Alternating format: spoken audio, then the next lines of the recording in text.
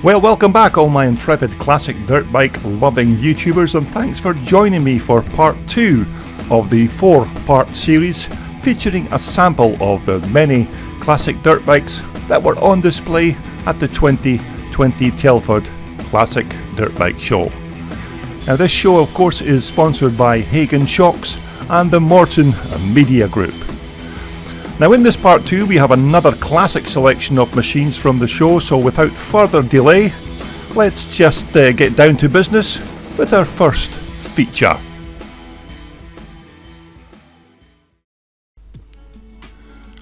Now among the many stall holders that were selling their services at the show included this Dutch motorcycle frame manufacturer BZS Racing Parts. Now BZS build all manner of frames for classic motocross machines, including this lovely chrome plated 1981 Michael frame. They also build frames for HIS Stormers and BSA frame kits, and also Husqvarna frames. But as you can see, the workmanship on this beautiful 1981 Michael frame is absolutely first class. Of course, all their frames are TIG welded and can usually be painted in any particular colour you like, although I have to admit this chrome finish on this Michael frame does certainly look the part. So if you're in the market for a new classic motocross frame, then maybe BZS may be the guys to contact,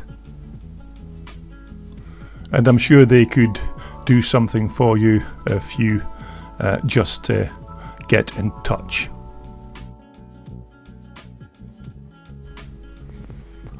Now this was another nice looking machine that I spotted on my travels around the show on this Saturday, and this particular bike was offered up for sale and was advertised at £3,900. Now of course it's a 1980 Suzuki RM250T. Now these twin shock Suzukis from 1980 were the very last of the Suzuki twin shock machines. As we all know, Suzuki then changed to single rear monoshock at the rear and included water cooling in 1981. And it's quite a nice looking machine and looks almost original, of course, apart from the both wheels, which of course have been changed. These would normally have been a nice set of alloy rims on these little Suzukis. They were decent enough machines in their day, these RM250Ts. Plastic fuel tank, of course, as many of the other motorcycle manufacturers in the early 1980s were all starting to use plastic fuel tanks on their machines. Now, whether the bike actually got sold over the course of the 2 days, I'm not entirely sure, but it was certainly causing a lot of interest on the Saturday when I managed to grab these few video clips. In 1980, of course, they were still using the old fashioned drum brakes, and it would just be about another year or two before Suzuki then started to introduce disc brakes to their motocross race machines. But nevertheless, a very nice looking little machine, and hopefully the vendor that was selling the bike managed to move it on to a new owner over the course of the show. Now this 1987 CR500 Honda was yet another nice machine as spotted on my travels on the Saturday. Now apparently this bike was purchased brand new in 1987 and was only raced for one full season before it was then put into storage for many years. Now, the current owner bought the bike in 2012 and then put the machine back into this superb condition that you see here. Now, I'm sure you don't need me to tell you how quick these CR500 Hondas were. These were absolute rocket ships back in their day, and they're still well sought after with riders that race these machines in the Evolution class races. I'm not entirely sure what kind of condition the bike was in when the new owner purchased this bike in 2012, but it looks absolutely superb in this current race trim.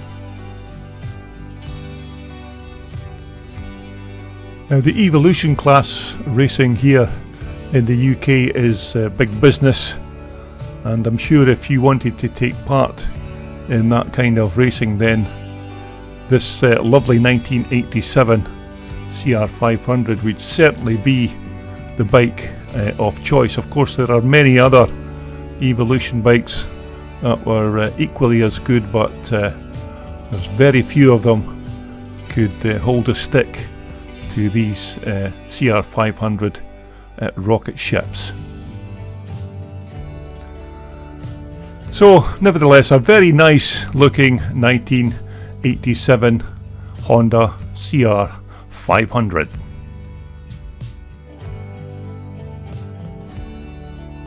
Now, this beautiful 4-stroke TC 570 Husqvarna was yet another of the outstanding bikes that were at the show over the course of the weekend, and this particular machine was very popular with all the 4-stroke riders who attended the show, and they looked and lusted after this beautiful 4-stroke Husqvarna machine.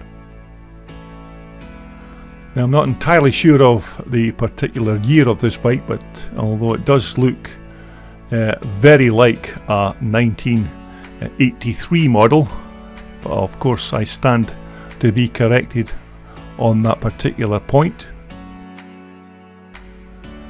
Naturally, a big single-cylinder 4-stroke motor with that twin-port Husqvarna cylinder head. Now, these 4-stroke Husky motors produced absolutely limitless amounts of torque, and these are very quick bikes if you get the right rider on board.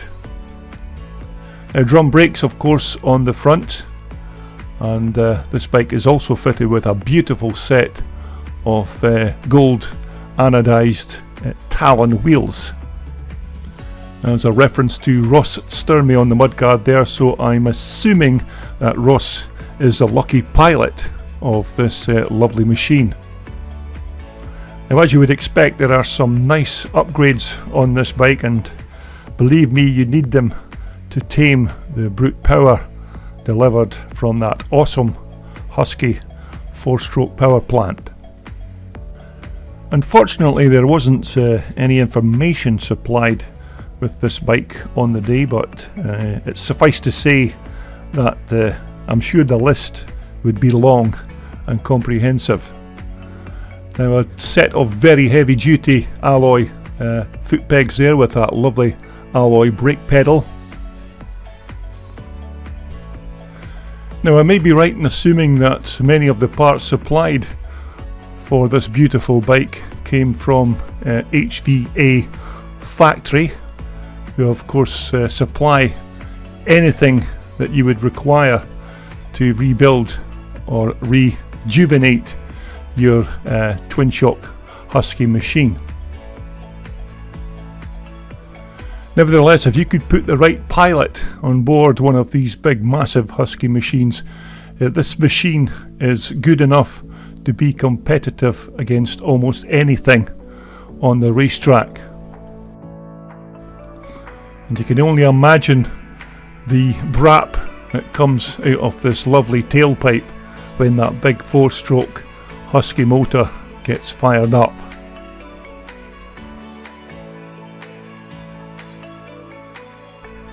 As far as I know, the bike was not advertised for sale. I'm sure this was just a bike put on display prior to the start of the racing season, and who wouldn't want to sling their leg over this absolutely gorgeous machine. So there you have it, a very nice looking TC 570 Husqvarna 4-stroke machine.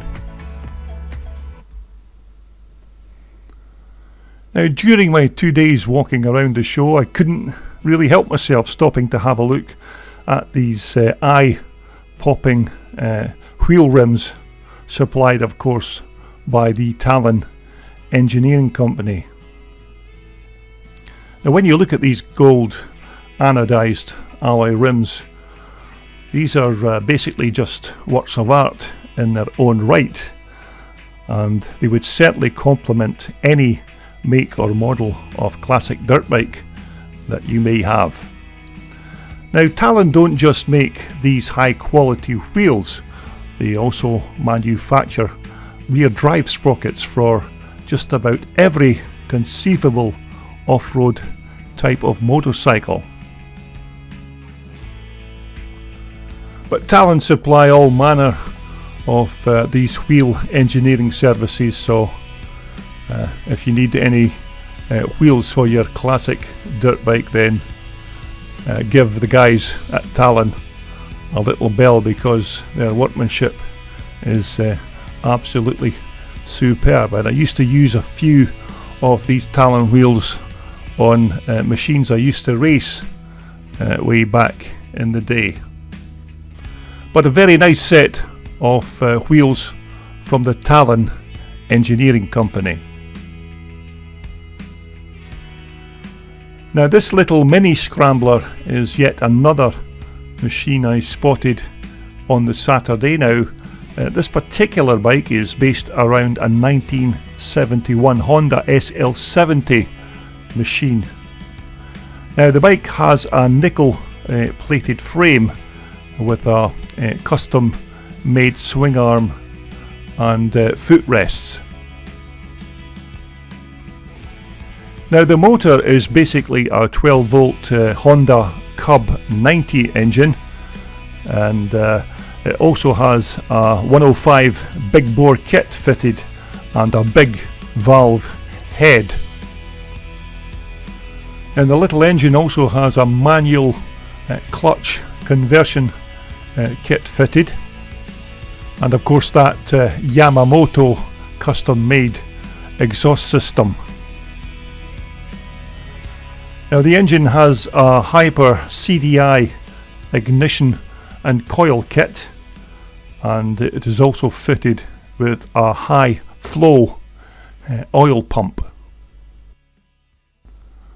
Just to continue with the many upgrades on this little scrambler, it also has a G-Craft oil cooler and carbon catch tank.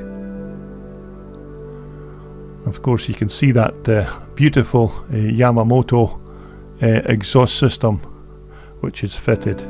Now, the bike has uprated Honda CRF 100 front suspension units.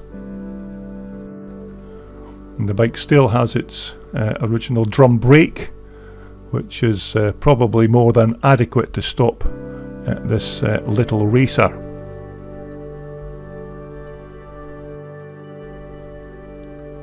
But it's still a very nice looking little machine with all these tricked up parts.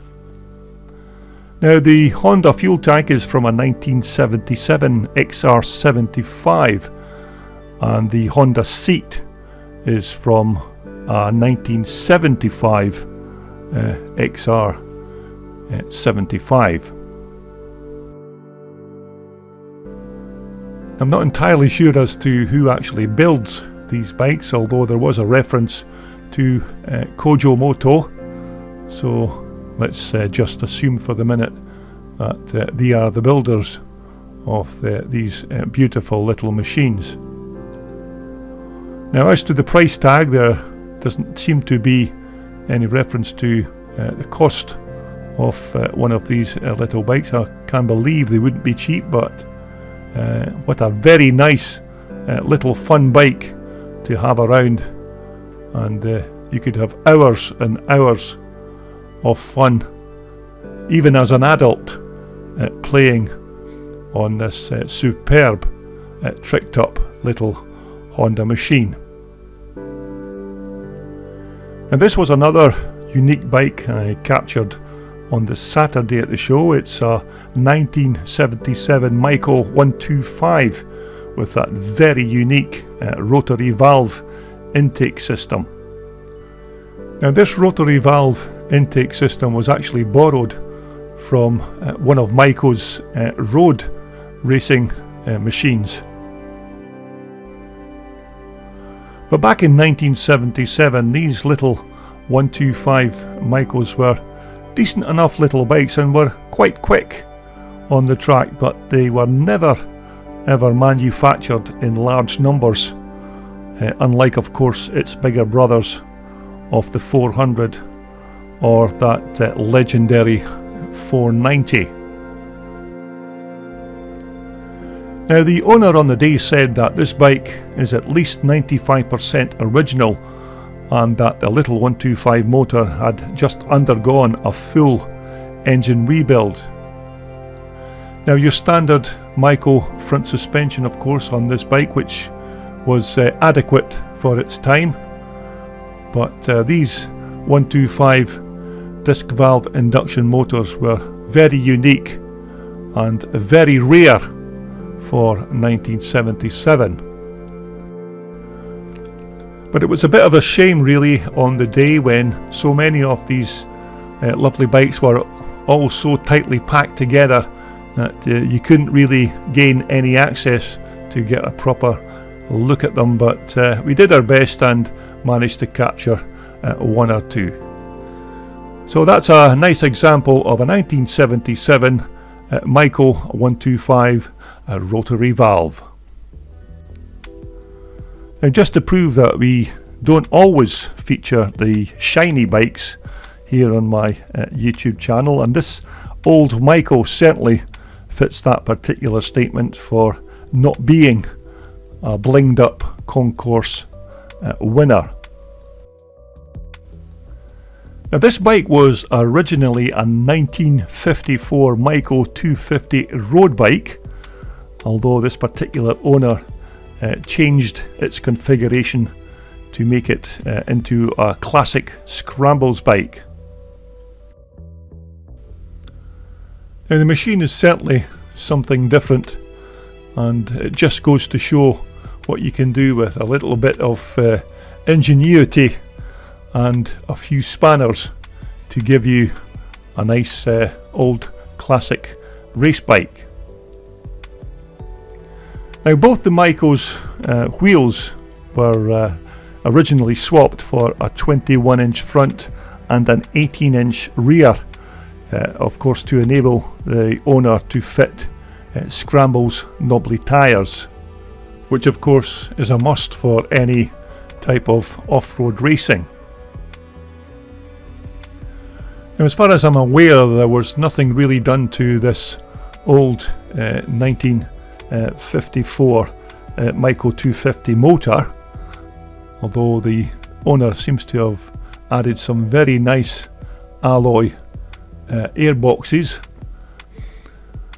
Now, it's certainly not a bike that you would convert to use as a classic scrambles machine, but fair play to the owner for his ingenuity and taking an old road bike and converting it into a scrambles machine. Now, the bike's fuel tank is from a 1979 Michael, and the bike's rear wheel apparently has some form of push drive fitted.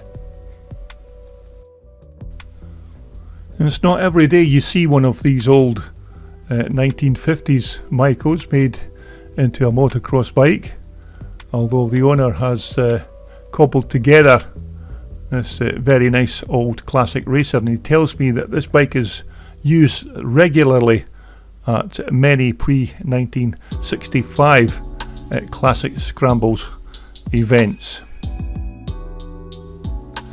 So there we have it, not a concourse winning machine, but a 1954 250 Micro road bike which has been converted to use as an old scrambles machine. Now, one of the other bikes that was up for sale on the Saturday was this quite nice 1976 KX250 Kawasaki. Now, just in case you're interested, here are the bike's details and a contact number for the seller. A very nice looking machine, and it's certainly one of the bikes that you very seldom see at classic and twin shock race events.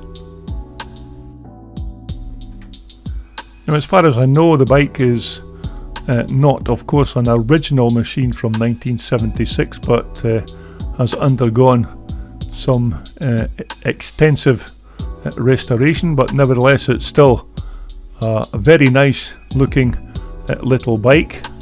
And if you're in the market for a twin shock classic racer, then this is maybe something that you might consider. Now, I'm not sure what these bikes were actually like to ride back in 1976, although many of the Kawasaki's were good machines overall, and this particular 1976 example certainly has the look. Now, if you're in the market for any type of classic trials or even motocross machine, then the Telford Classic Dirt Bike Show is certainly worth a visit each February, as there is almost surely something that will catch your eye at the 2 days at the show. And even if you don't buy any particular bike, then it's still well worth a visit just to check out these beautiful classic machines.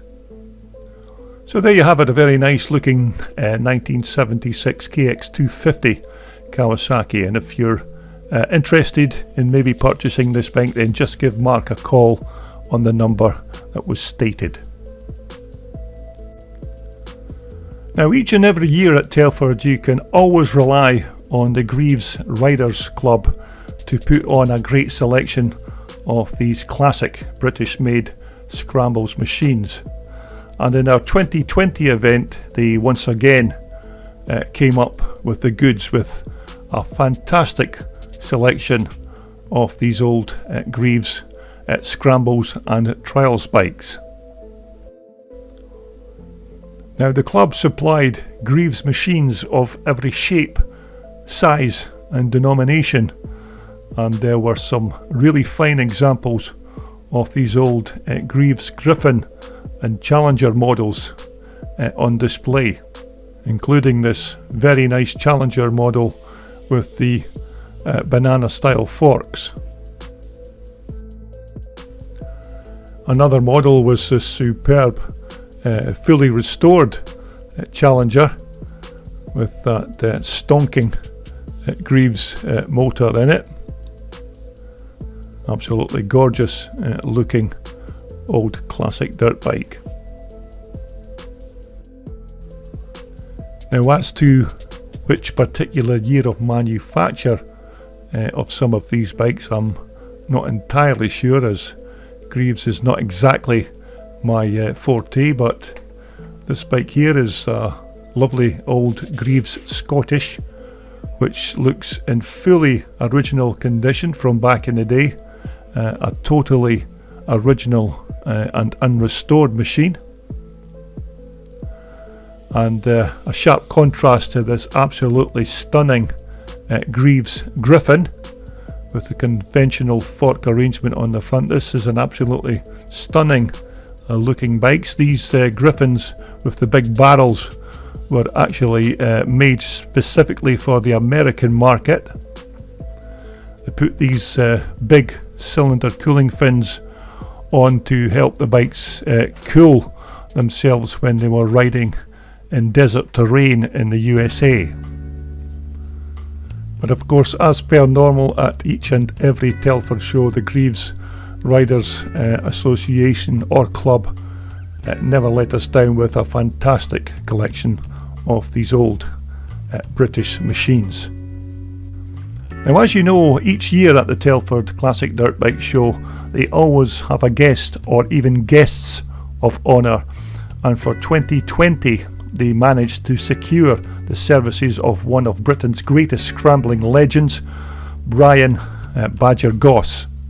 Now, Brian was interviewed by TV commentator Jack Burnicle, so let's have a quick listen in for a minute as Badger talks about his motocross days. He's a hard man, but I managed to get him to let me go up the workshop with him every night. And there's another kiddie next door to me, Tony Chant. We'd go out together with Lou every night and just clean his bike, work on his bike, go off to meetings with him.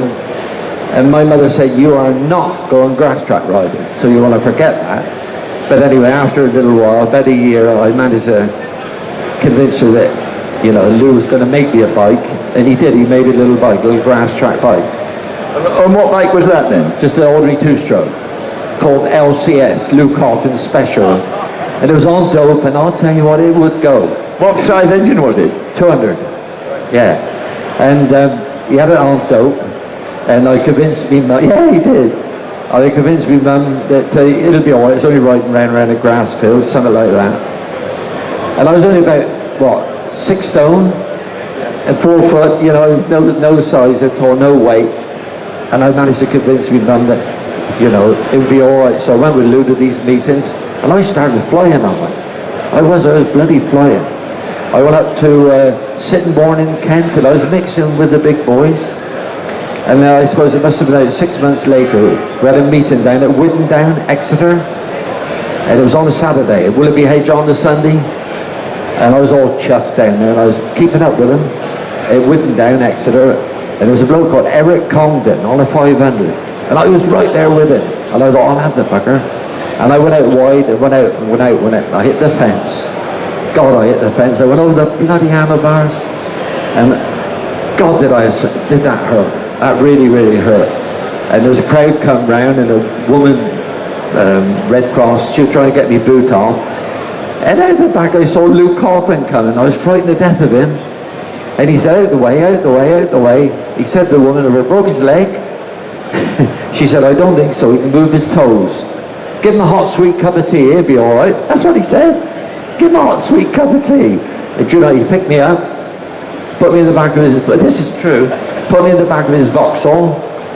He said, I don't expect you want to go to hospital. Do I? No, I bloody don't. So he went home, carried me in, put me out to bed. Mother started crying. What have you done to the boy? And do you know what? He said, I'll be down tomorrow morning because it's Willoughby Hedge. Get your boots on, bit of support there. You'll be riding. He come down in the morning, and honestly, it was bloody black and blue. And I was in bed for a week. And the doctor said, I think we ought to go for an X-ray. And I had broken both main bones. I had to have a broken reset. I was out then for like a long time. Well, I hope you enjoyed that last few minutes with the legendary Brian Badger Goss.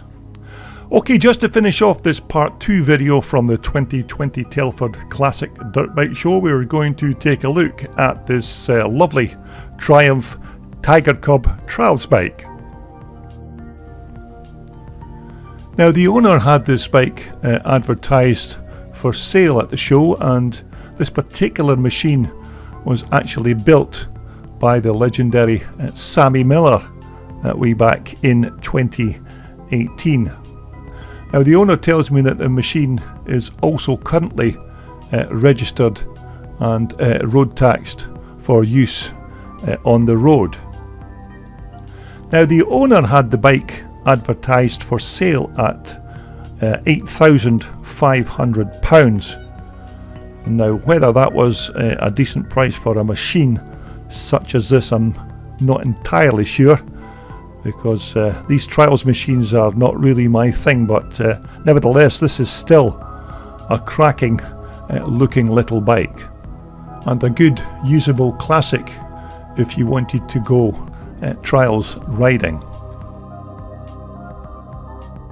And certainly no plastic on this old machine.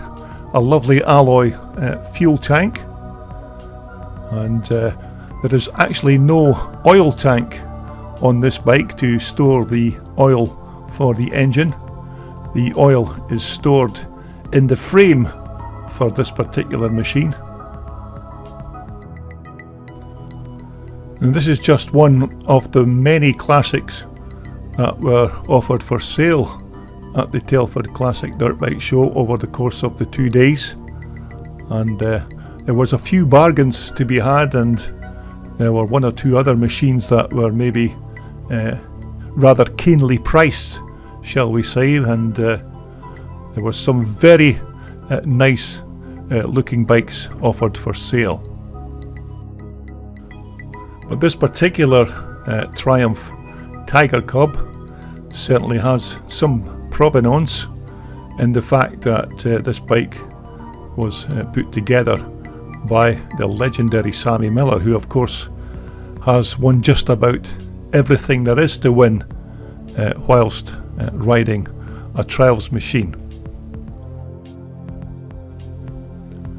Now these 200cc Triumph Tiger Cub motors are well proven little engines, and very popular with trials riders, and so easy to repair and work on these little motors, and you can understand why many riders use these little Triumph motors in their trials bikes.